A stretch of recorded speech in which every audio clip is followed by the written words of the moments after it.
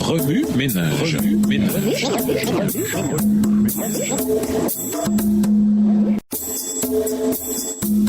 Revue Ménage.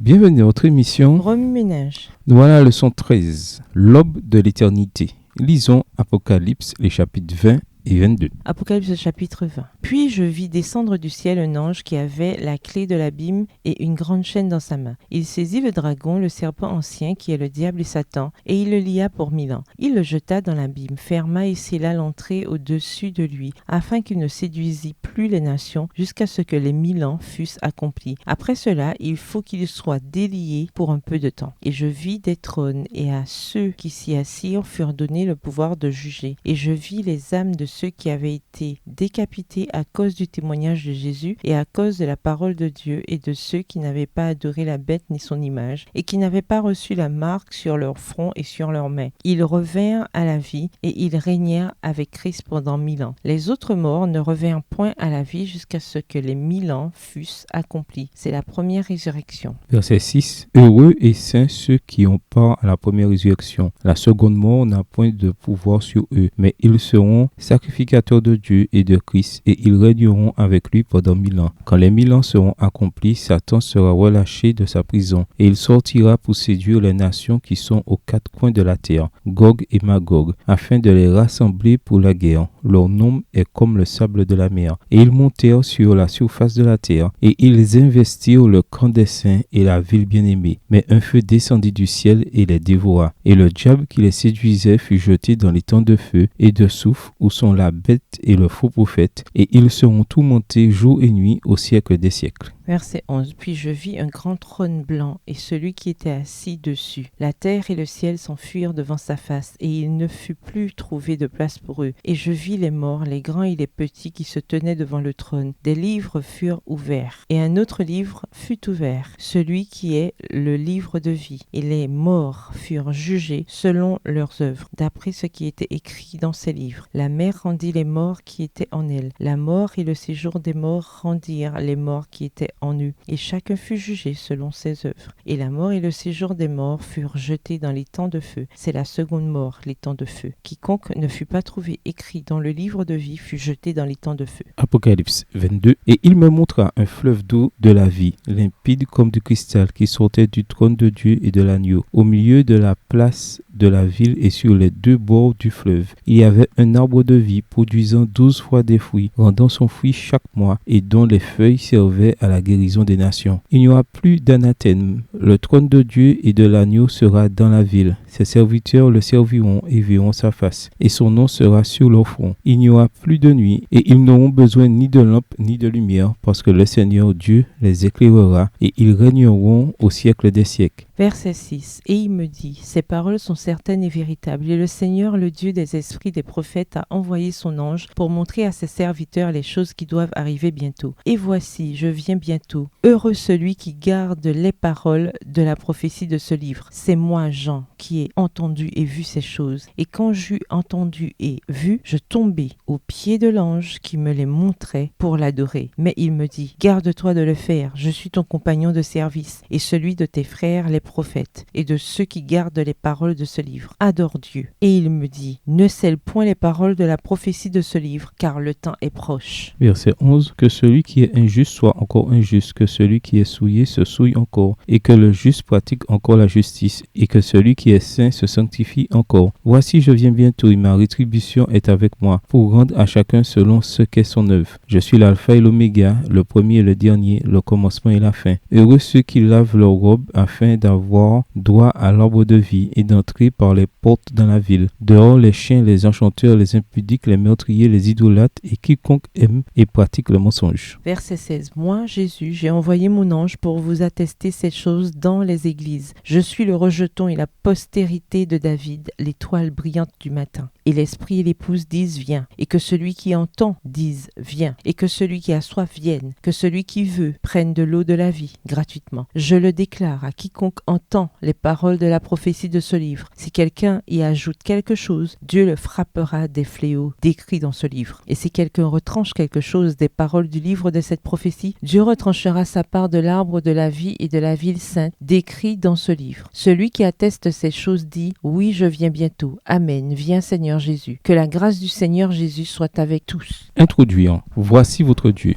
La prophétie nous rappelle que nous sommes au seuil de l'éternité. Dans peu de temps, nous rentrerons enfin chez nous. Peu de choses sont aussi encourageantes et émouvantes que de penser au moment exaltant où Jésus reviendra sur terre. Une joie inimaginable inondera le cœur des rachetés lorsque le ciel s'ouvrira enfin et que le Christ apparaîtra dans la gloire de son Père, accompagné de millions d'anges. Voyant l'éclat du trône de Dieu percer les sombres nuages, les enfants de Dieu s'écrieront « C'est lui qui est notre Dieu. Nous comptions patiemment sur lui et il nous a sauvés. » Ésaïe 25, le verset 9. Sa voix puissante, vivifiante, tonnera sur toute la planète. Les tombes s'ouvriront et libéreront les rachetés pour la vie éternelle. Les vivants seront transformés et glorifiés en un instant et les méchants périront dans la lumière de la présence du Christ. Alors, le moment que tous les croyants ont attendu arrivera enfin, n'étant plus soumis à la gravité. Nous serons soulevés avec amour de cette planète sombre et brisée. Nous nous déplacerons dans les airs vers notre Sauveur bien-aimé et serons accueillis sur la nuée par les anges et Jésus-Christ. Les cris de joie se transformeront en chants de louange, se joignant au cœur extatique des anges. Remplis d'une joie, d'une paix, d'une gratitude et d'un amour parfait, nous saurons que nous sommes en sûreté pour toujours, car nous serons toujours avec le Seigneur. 1 Thessaloniciens 4, verset 17. L'éternité avec Jésus nous attend. Quelle joie inaltérée aurons-nous ce jour-là? Aucun mot ne peut l'exprimer, aucun art ne peut la dépeindre correctement. Si la seconde venue marque la séparation physique des rachetés et des méchants, en revanche, ce ne sera pas tout à fait la fin de la grande controverse. Cette semaine, nous nous concentrerons sur la destruction finale des méchants et sur l'aube d'une éternité d'où le péché sera absent. Remue-ménage. Écrivez Apocalypse 20 et 22 à partir de la version biblique de votre choix. Si vous êtes pressé, écrivez Apocalypse 21, les versets 1 à 8. Vous pouvez aussi paraphraser ces chapitres avec vos propres mots, en tracer les grandes lignes ou en faire une carte heuristique. Au revoir. Et à demain si Dieu veut.